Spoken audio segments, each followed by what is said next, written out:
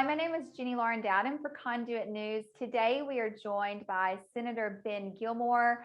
Right now he represents Senate District 26. Of course, next year that will change and he will be representing Senate District 1. Hi, thank you for joining us. Hey, thanks for having me, Jenny. Always a pleasure to be with you. And yes, lucky number one. I will be first on the list.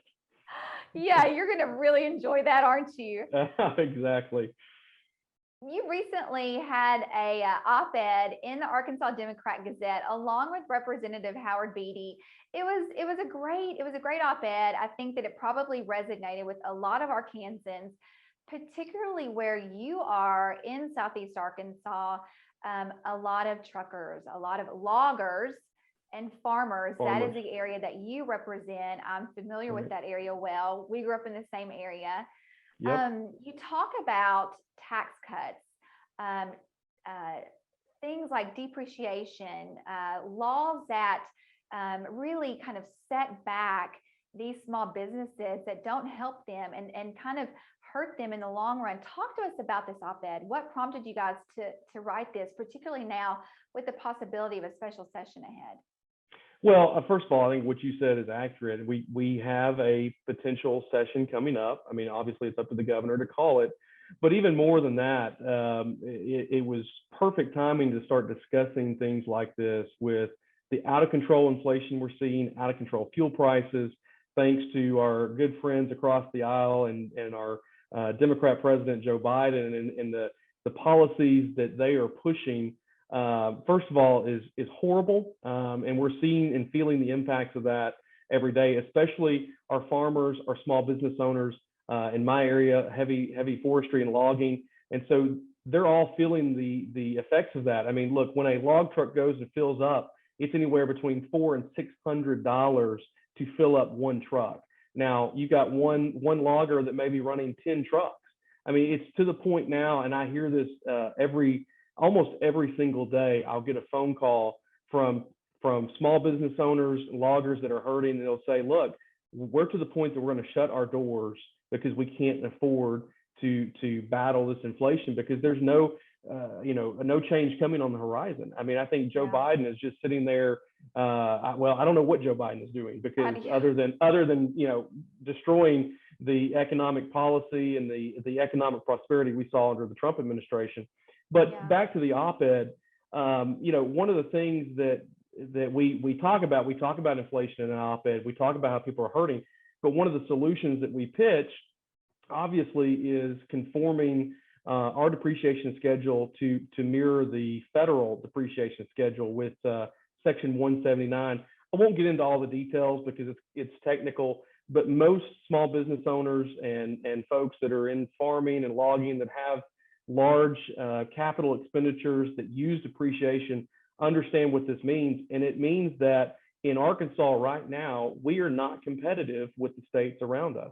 If you look at the states around us, we are a black hole in the middle because we don't allow for this conformity. And so at the end of the day, what it allows small businesses to do is to buy a large purchase and depreciate it almost immediately instead of having to drag it out over 4 years.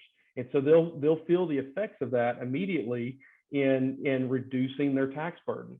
And that's what it's all about. The end goal is we as conservatives feel that it's important to reduce the tax burden on Arkansans and small business owners and everyone that pays taxes because it helps the economy, it boosts growth, it encourages employers to grow and employ more people. And that ultimately is what we want. We want more people on the track to economic prosperity. And you talk about getting those phone calls from the loggers and the farmers down there in Southeast Arkansas, talking about closing their doors. I remember GP, one of the largest paper mills there in Crossett, when they started closing their doors down there, that was one of the main employers in our area. Yeah. And the devastation that caused there. If we start losing our farmers and our loggers, think about the devastation that will happen in our area in Southeast Arkansas. We can't have that happen. No, and look, it's very limited what we on the state level can do, considering what the policy nationally is being pushed with the Democrats and Joe Biden, and just some of the crazy tax policy that they're pushing out with stepped up basis and all these other things, and we can get into that more. The problem is what's coming for our farmers is probably not good. What's coming for our businesses is not good. And they're already feeling the impacts now. And so what can we do as state legislators to sort of ease some of that burden? We're not going to fix it. We can't wave a magic wand and suddenly we have a new president, a new Congress, and the whole thing.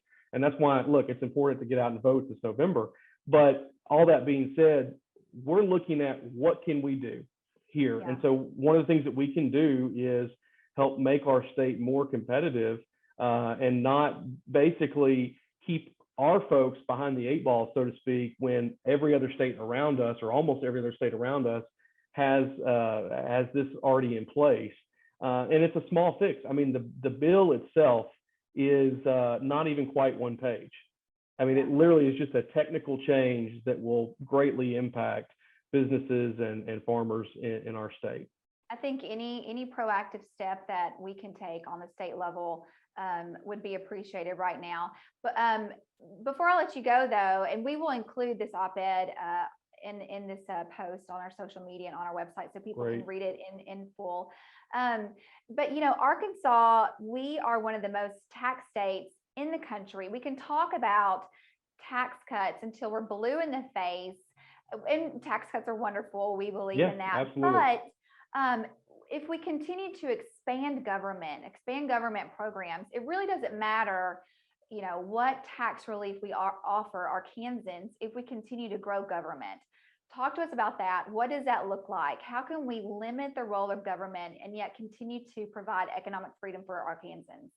Yeah, no, it's a great point. And look, I will start off by saying we did major tax cuts, and we're proud of that. And we, historic tax cuts. But at the same time, if we don't curb the spending in this state, we're on an unsustainable path. Yeah. And so like we can continue cutting taxes and sort of tweaking at the edges, which are all good things, but you're not going to get to do the big things, the major tax cuts, the things that we need to do in the state until we stop spending. And so, one of the things that I loved, I used to work for Congressman Bruce Westerman years ago, and this was while he was congressman, but before that, when he was in the Arkansas House, he had a great bill that would cap the growth of state government. And I would love to see that bill revived. I've actually talked to him about that. I've actually talked to another colleague about being a House sponsor. We may see that bill come back in the next session with mine and maybe a few other names on it. But it's that kind of stuff that we're going to have to do to get really serious about making dramatic changes in this state. And look, we've got a new governor coming in January. I think she's going to want to make some massive changes, not just tweak at the edges. And so this is the kind of stuff I think we have the opportunity to do. We have major surpluses right now, in large part to work that's been done, but it's not enough. And so we're going to have to get really serious. And I think a good starting place would be a bill like what I just mentioned, what Congressman Westerman presented when he was in the House, that would cap the growth of government. So stay tuned for that. I think they're maybe coming in a session soon. So all right, well, that sounds good. Hey, Senator, thank you so much for joining us on Conduit. Absolutely, always good to be with you.